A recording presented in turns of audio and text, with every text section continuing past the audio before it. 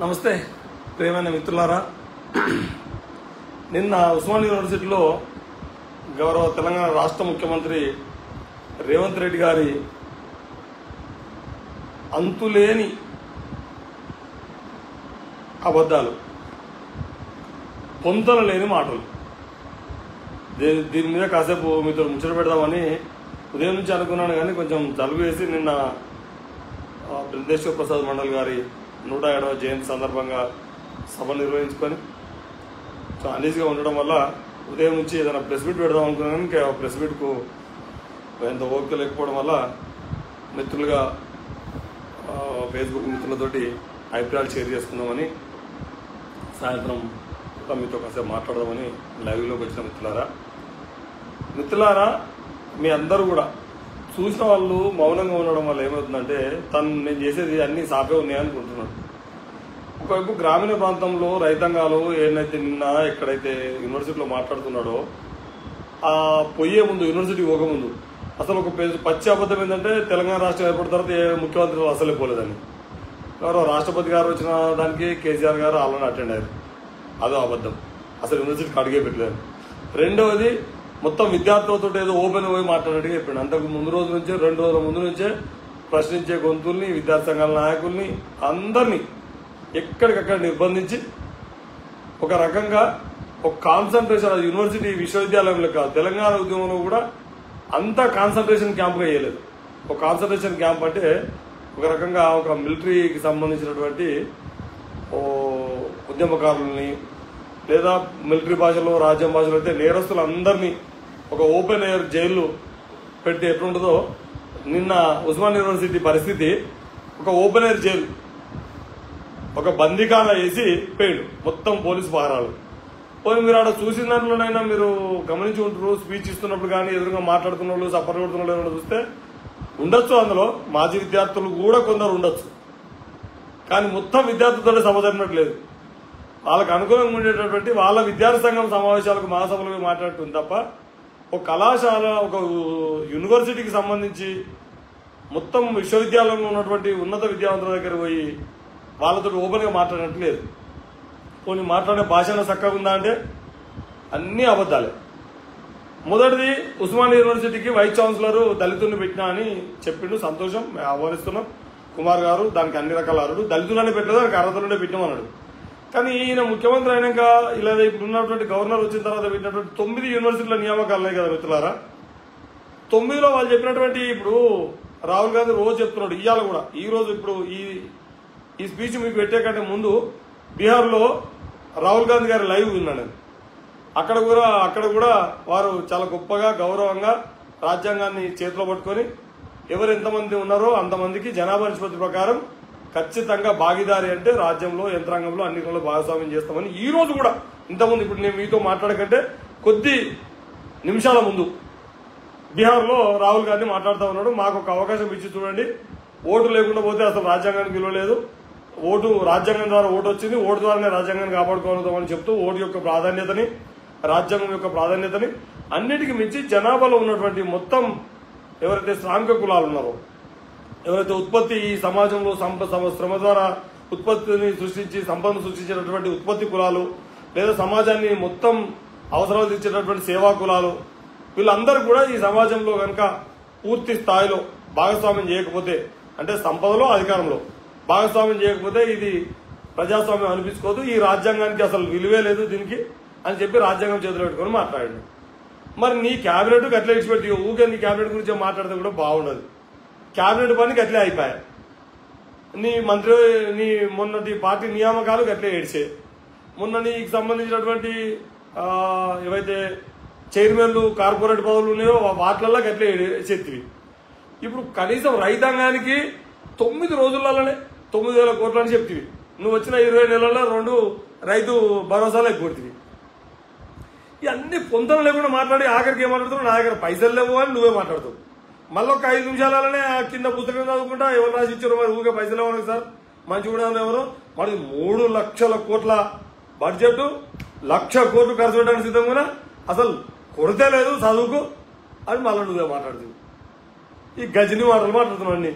మతి మరుపు మై మరుపా లేకపోతే మరి పక్కపట్టి వాళ్ళని శరణకొంతలు పెట్టడానికి తాపకోసారి యాద్ చేస్తారు ఇట్లా మాట్లాడాలి పోని 9 వైస్ ఛాన్సలర్లు ఇచ్చినావు రేవంత్ రెడ్డి గారు 9 వైస్ ఛాన్సలర్లను నువ్వు పాటించినావా ఒక్క ఉస్మానియా యూనివర్సిటీకి సంబంధించి వైస్ ఛాన్సలర్లు దళితులు పెట్టినా అని చెప్పినావు కానీ మరి కాకతీయ యూనివర్సిటీకి ఎవరిని పెట్టినావో కూడా చెప్పాలి ప్రొఫెసర్ జయశంకర్ కళాశాలకు కొండలక్ష్మణ్ బాబూజీ యూనివర్సిటీకి తెలుగు యూనివర్సిటీకి ఇవన్నీ కూడా చెప్పాలి కదా 9 మంది వైస్ ఛాన్సలర్లలో 6గురిని అగ్రకులాలను పెట్టి ఆడ యాకి రాలేదా నీకు ఓ ఇద్దరు బీసీని ఓ ఎస్సీని పెట్టి చేతులు దులుపుకోగానే అయిపోయిందా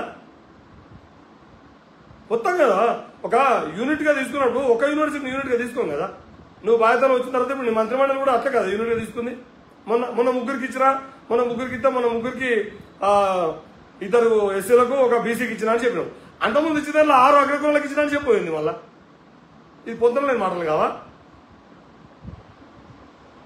వాళ్ళకి అర్హత ఉండే ఇచ్చినా అని చెప్పుకుంటున్నాయి మళ్ళా ఇంకో కొత్త మాట చెప్తున్నాడు గొర్రెలు బర్రెలు ఆవులు చేపలు మా విధానం కాదని యూనివర్సిటీ విద్యార్థుల దగ్గర నుంచి పడుతుంది గొర్రెలు చేపలు యూనివర్సిటీ విద్యార్థులకు ఇచ్చింది గత ప్రభుత్వం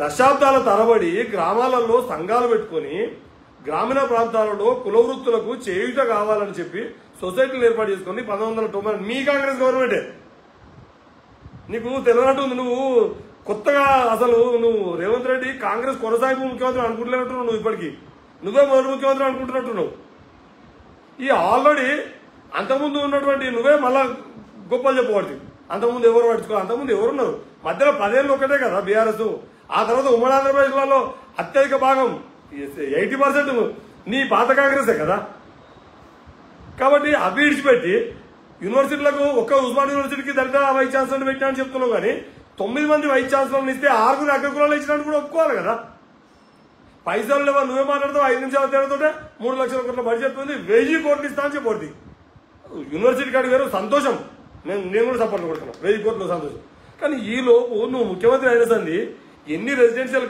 పాఠశాలలలో ఎన్ని గురుకుల పాఠశాలలలో ఎంతమంది విద్యార్థులు ఆహారం సరిగా లేక వైద్యం సరిగా లేక పర్యవేక్షణ సరిగా లేక ప్రాణాలు పోతున్నాయి కాదే వాటి గురించి పట్టించుకోవా మళ్ళీ నేను చేపల కోసం కాదు దానికోసం అంటే మొత్తం సమాజంలో విద్యార్థుల సంఖ్య ఎంత ఇప్పుడు చదువుతున్న విద్యార్థులకు అవకాశాలు కల్పించాలని ఆహ్వానిద్దాము కానీ మిగతా ప్రజల అవసరాలు కదా అది వృత్తుల మీద ఆధారపడాలి ఉదాహరణకు మేము 40 లక్షల మంది ఉన్నాం నేను ఒక షెపర్డ్ కంపెనీకి సంబంధించి ఓ యాదవ్ బిడ్డగా మాట్లాడుతున్నా గొర్రెల కాపర్లు గొర్రెల కుర్మలు ప్రభుత్వ లెక్కల ప్రకారము సభ్యత్వాలే 7,60,000 ఉన్నాయి కొత్త సభ్యత్వం రావాల్సిన 13 లక్షలు ఉన్నారు 20 లక్షల మంది సభ్యత్వం తీసుకుంటే ఇంటికి ఇద్దరు లెక్క పెట్టుకున్నా 40 లక్షల మంది ఉంటారు కదా 40 లక్షల మంది చదువుకోతారా అని దగ్గరికి ఉస్మాన్ యూనివర్సిటీకి చదువుకు అవకాశాలు కల్పిస్తా అని చెప్పు కానీ నువ్వు వృత్తులను కించపరుస్తావు గొర్రెలు కూడా మనలేదు మొత్తం ఒక నేరపూరితమైనటువంటి విషయం అన్నట్టు మాట్లాడుతున్నావు ఏంది నువ్వేం మాట్లాడినావు ఎన్నికల ముందు నీ కామన్ డిక్లరేషన్లు ఏం మాట్లాడారు మీరు కులకుమలకు ఏం హామీ ఇచ్చారు మా ముద్రాలకు ఏం హామీ ఇచ్చారు వాళ్ళని బీసీఆర్ఐ చేస్తామని చెప్పినాం వాళ్ళకు గత ప్రభుత్వం కంటే కూడా మెరుగైనటువంటి విధానాలు వాళ్ళ సహకార సంఘాల విషయంలో కానీ చేపల విషయంలో కానీ చేపల పంపిణీ విషయంలో కానీ చెరువుల విషయంలో కానీ వాళ్ళకి పూర్తి రైట్స్ ఇస్తానని మాట్లాడినాం అట్లా గొల్లకుమల గురించి మా గురించి ఏం మాట్లాడినావు 2 లక్షల రూపాయలు నగదు బదిలీ ఇస్తాం ఇచ్చే 1,70,000 ఆడియో కొనుక్కొచ్చుడు ఆ తిప్పలు ఈ తిప్పలు ఏంది ఆ సభ్యత్వానికి లిమిటేషన్ ఏంది మొత్తం తీసేస్తాం డైరెక్ట్ నగదు బదిలీ ఇస్తాం మనం నగదు బదిలీ అటు విడిచిపెట్టు నటల మంది కానీ దిక్కు నాదాని దగ్గర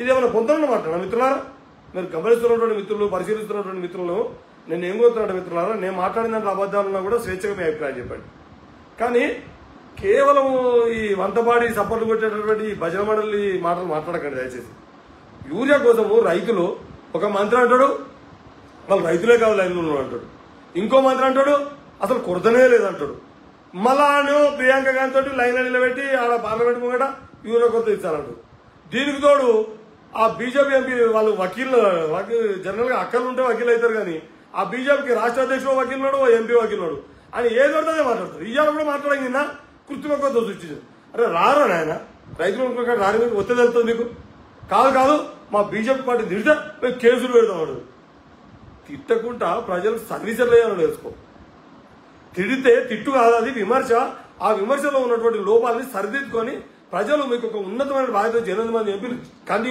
ఏరని చెప్తారు. నేనైతే తెలంగాణ గడ్డ నుంచి 8 మంది ఎంపీలు అవుతారంటే నేను ఊహించలేదు. సరే, అది ఓట్ల మా ఈవీఎంల మాయన, ప్రజల మాయన, ఆనాడు ఉన్నటువంటి ప్రజల్లో దేశ భద్రత కోసం ప్రజల్లో ఒక రకంగా ఉద్వేగాన్ని రెచ్చగొట్టి కుహనా దేశభక్తిని రెచ్చగొట్టి చేసిరా, ఏదేమైనా 8 మంది ఎంపీలు ఇచ్చారు. ఇది ఒక చారిత్రకమైనటువంటి విషయం. ఇంకా నాకు తెలిసి భవిష్యత్తులో అది నవ్వుతో నా భవిష్యత్తుగా భవిష్యత్తులో మళ్ళీ ఎప్పుడు మీరు 8 మంది ఎంపీలు అవుతారు, 8 మంది ఎమ్మెల్యేలు అవుతారని కళ్ళు కనుక్కుని మీ మాట తీరు చూస్తే అర్థమవుతుంది కదా. మీరు ప్రజల పట్ల, రైతాంగం పట్ల ఏం మాట్లాడుతున్నారు? కనీసం మీ కార్యకర్తలను చెప్తలేరా ఇది సొయ్యదప్పిన ముచ్చట, ఇది కరెక్ట్ కాదు, ఇట్లా మాట్లాడకూరని? పాకిస్తాన్ యుద్ధం అంటావు, చైనా అంటావు, ఆపరేషన్ సింధూర్ అంటావు, చైనా నుంచి రాలేదంటావు, ఉక్రెయిన్ సంగతి చెప్తావు, కొరత లేదంటావు. ఇప్పుడు రెండు వేరు భిన్న విషయాలు కదా మిత్రులారా.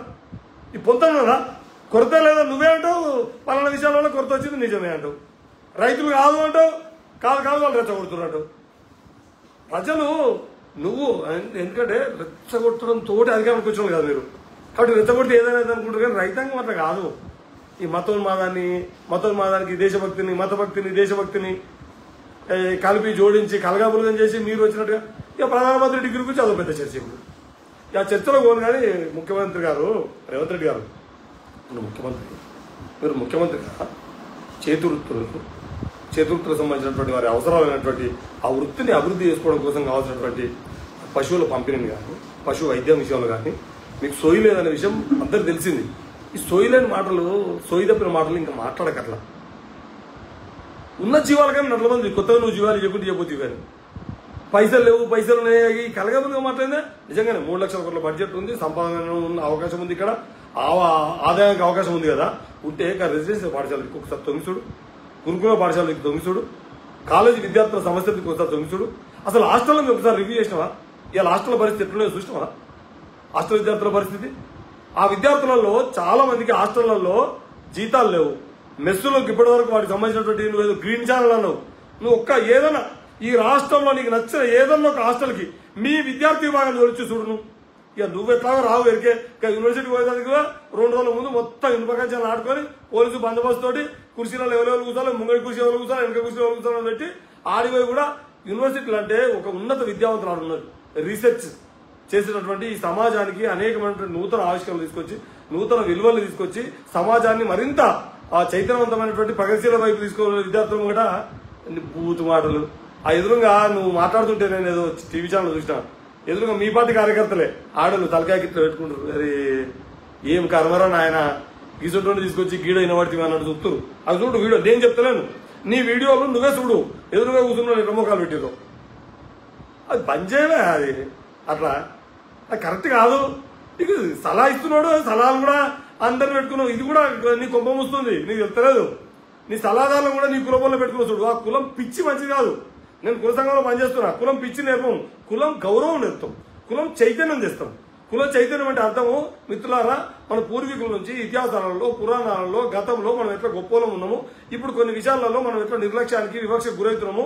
ఆ వివక్ష నుంచి మనం బయటపడి ఈ సమాజంలో ఒక గొప్పగా ఉన్నతంగా మనం బతకడం కోసం ఎట్లుండాలని మేము చైతన్యం నేర్పుతాం. నీ యొక్క కుల గజ్జి నేర్పం. మేము మాత్రమే బాలకులం అన్నట్టుగా నువ్వు రిట్లమేటికి పోయి ఏం చెప్పినావు నీకు ఎరుకుందో లేదో. అట్లా నిన్న యూనివర్సిటీ వేరే కాడ కూడా నీ మాటతీరంతా అది విద్యార్థులతో మాట్లాడుతున్నట్టు, లేదా ఒక నూతన సమాజం గురించి ఆకాంక్షిస్తున్నటువంటి ఒక మంచి పరిశోధకుల ముందు, ఉన్నత విద్యావంతుల ముందు, ఒక ప్రగతి కాముకుల ముందు మాట్లాడినట్టు లేదు. అది ఏడుగైనా బడి పిల్లల దగ్గర పోతే గట్టే మాట్లాడుతుంది, ఉద్యోగుల దగ్గర పోతే గట్టే మాట్లాడుతుంది. ఉద్యోగులు నిర్వహించినప్పుడు నువ్వు అయితే ఏం పని అడిగి నిన్న. అంతకుముందే సబితా ఇంద్రారెడ్డి గారు ప్రారంభించి నిర్మించినటువంటి దాన్ని కత్తిరించినది వేరు. అది చెప్పాలి కదా. అడిగి పోయి 9 మంది యూనివర్సిటీ వైస్ ఛాన్సలర్లు నీ సమయంలో నియామకాలు జరిగితే అలా 6గురిని అగ్రకులాలే నియమించినవు.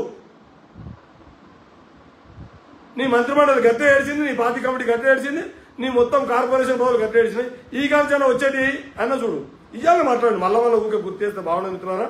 కానీ నాకైతే కొద్ది ఎక్కడో ఒక నీకు గజని లక్షణాలు కనిపిస్తున్నాయి. అప్పుడప్పుడు మతి మరుపునట్టుంది.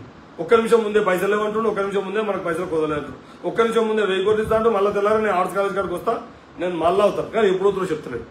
చెప్పాలి, కాలపరిమితి ఉండాలి కదా. నువ్వు ఆమెలకు కాలపరిమితి లేపా. 20 నెలలు గడిచే ఇప్పటివరకు అతి గతి లేదా చక్క. ఏ ఒక్క ఆమెకి పరిపూర్ణత లేదా, సంపూర్ణంగా లేదు, అన్ని సగం సగం సగం సగం అతుకుల ముందలకు ఉంది. ఈ గజని పాలన ఉంది నీదంతా. కాబట్టి మిత్రులారా, నేను రేవంత్ రెడ్డి గారికి సవినయంగా ఇవాళ నేను వారికి అంటున్నా మంచిగా, రేవంత్ రెడ్డి గారు మీ క్యాబినెట్ చక్కగా లేదు, ఒకళ్ళ మాటకు పొందడం లేదు, మీ పార్టీ కమిటీ చక్కగా లేదు, మీ పార్టీ అధ్యక్షుడు ఏం మాట్లాడుతున్నా అర్థమైతలేదు, ఏది పడితే అది మాట్లాడుతుండే ఆయనే. పాపం మా బహుజన బిడ్డనే అనుకున్నాం మేము కూడా. గాంధీభవన్ ఈరోజు అన్నాడు, నేను కూడా బహుజన బిడ్డనే, మీలాంటి వాళ్ళు బయట ఉద్యమాలు చేస్తేనే మాకు కూడా వాయిస్కు స్ట్రెంత్ వస్తుంది అన్నాడు. కానీ ఆయన వాయిస్కు స్ట్రెంత్ కాకుండా అది అడగలు ఏది పడితే అది మాట్లాడుతుండే ఆయన. కొద్దిగా ఆయన కంట్రోల్లో పెట్టి ఆయన కూడా జర సమన్వయం చేసుకోరు, పార్టీని ప్రభుత్వాన్ని సమన్వయం చేసుకోరి. ఒక మంచి అవకాశం కదా చరిత్రలో, ఎంత గొప్ప చారిత్రక అవకాశం దొరికింది నీకు. నీ సలహా మండలిని, నీ మీడియా పిఆర్ఓలను ఇవన్నీ కొద్దిగా మార్చుకో ఇప్పటికైనా. ఇంకొంది సమయం, నువ్వు సరిదిద్దుకొని ప్రజల్లోకి కొంచెం మంచి పేరు తెచ్చుకోవడానికి అవకాశం ఉంది. కాబట్టి నువ్వు సరిదిద్దుకొని ఇక నుంచి అయినా ఇట్లా పొందలేని మాటలు, అంతులేని అబద్ధాలు ఆడకు. కొంచెం జాగ్రత్తగా ఆ ముళ్ళు మనసు అంటారు కదా, మనసు వాచ కర్మ అంటారు కదా, మనసు వాచ కర్మ కొంచెం అంకితభావంతో పనిచేయి. మీ నాయకుడు ఇంతకుముందు ఇచ్చిన ఉపన్యాసం నీకు కావాలంటే పంపిస్తా చూడు. రాహుల్ గాంధీ ఆడ మాట్లాడుతున్నాడు, ఆయన కూడా బృందేశ్వర ప్రసాద్ మండల్ గురించి కూడా నిన్న ఇవాళ మాట్లాడండి. ఇంతకుముందే మాట్లాడినాడు ఆడ బీహార్లో కర్పూర ఠాకూర్ గురించి. అంటే బహుజన నేతలు ఈ సమాజంలో వాళ్ళ హాయంలో వాళ్ళు పాలకులు ఉన్నప్పుడు ప్రజలకు ఎట్లా అభివృద్ధి సంక్షేమ పథకాలు తీసుకొచ్చారు కూడా చెప్పిండు. నువ్వు కూడా అభివృద్ధి సంక్షేమ పథకాలు చులకనేసి మాట్లాడకు. ఒక నూతన తప్పు నిజంగా కాదు, తప్పులు జరిగినాయి అనుకో, ఆ తప్పులు సరిదిద్ది తప్పులు జరగకుండా నువ్వు ఎట్లా సర్వీస్ చేస్తావో చెప్పు. రైతాంగం అయితే బాగా కోపం మీద ఉన్నారు, అలా కూడా ఎక్కువ. మరి మీ కుల బోల్లో ఎక్కువ ఉంటారు, నీకు తెలుస్తుందో. కాపుదాన బోళ్ళు అంతా కన్నెరగా చెప్తున్నారు, మరి అది నీకు అంత మంచిది కాదు. రెడ్ మీడియా నువ్వు చెప్పుకుని కాదు, నీ తోటి ఒక కులంలో ఒక గుణవంతుడు పెరిగితే ఆ కులం అంతా గర్వపడాలి. ఇప్పుడు నిన్ను చూసి కాపుదాన బోళ్ళు తిడుతురు. నేను చాలా మంది నాకు రెడ్డి స్నేహితులు ఉన్నారు, ప్రోగ్రెసివ్ రెడ్డిస్ ఉన్నారు, పక్క అహంకారం ఉన్న రెడ్డిస్ కూడా ఉన్నారు. వాళ్ళు వీళ్ళు ఎవరు సహిస్తలేరు. నేను ఈ అబ్బాయికి ఎసొట్టోడు వచ్చిన నేను ఓన్ చేసుకోవాలి కదా. పాపం ఆయన రాజశేఖర రెడ్డి కొంత ఓన్ చేసుకుంటారు. గ్రామీణ ప్రాంతాలలో పటేళ్ళు ఇళ్లలో ఫోటో పెట్టుకుని కొంచెమన్నా ఓన్ చేసుకుంటారు. కానీ నిన్ను ఎవరు ఓన్ చేసుకుంటలేరు రైతులు, ప్రధానంగా రైతాంగమే కదా. నీ లెక్క అందరూ దళారు పనులు చేసి బ్రోకర్ పనులు చేస్తారా? రెడ్లంతా అట్లాంటి పనులు చేయరు కదా. మెజార్టీ ఇప్పటికీ రెడ్లు ఇంకా భూమిని, వ్యవసాయాన్ని తోటి వృత్తికారులతో కలిసిమెలిసి ఇప్పటికి ఒక మంచి సహజీవనం చేస్తారు కదా సమాజంలో. వాళ్ళందరూ కూడా నిన్ను చూసి గర్వపడాలి. మా కాపుల పోరాడు ముఖ్యమంత్రి అయ్యాడు, మంచిగానే చేస్తున్నా అని చెప్పుకునేటట్టు ఉండాలి. కానీ చెప్పుకునేదానికి సిగ్గుపడుతున్నారు నేను. కాబట్టి మంచిగా పరిపాలన కొంచెం గాడిలో పెట్టుకొని ఇంకింత గడువు ఉంది, ఈ మిగతా గడువును కూడా మంచిగా పూర్తి చేసుకోవాలని కోరుకుంటూ, ప్రేమ మిత్రులారా, మీరు కూడా ప్రతిరోజు మీ అభిప్రాయాన్ని, నా అభిప్రాయం మీద కూడా మీ అభిప్రాయాన్ని తెలియజేయాలని కోరుతూ, అవకాశం ఓపిక వింటున్న వాళ్ళకి లైవ్లో చూస్తున్న వాళ్ళకి లైవ్, తర్వాత దీన్ని పోస్ట్ చేస్తా. నా ఫోన్ నెంబర్ కూడా కింద పెడతా మిత్రులారా. మీ అభిప్రాయాన్ని స్వేచ్ఛగా నాతో పంచుకోవచ్చు. థ్యాంక్ యూ, ధన్యవాదాలు.